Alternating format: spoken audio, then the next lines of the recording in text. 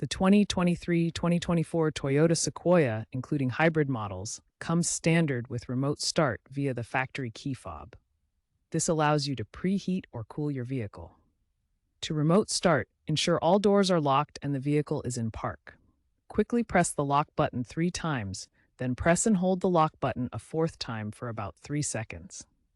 The hazard lights will flash and the engine will start.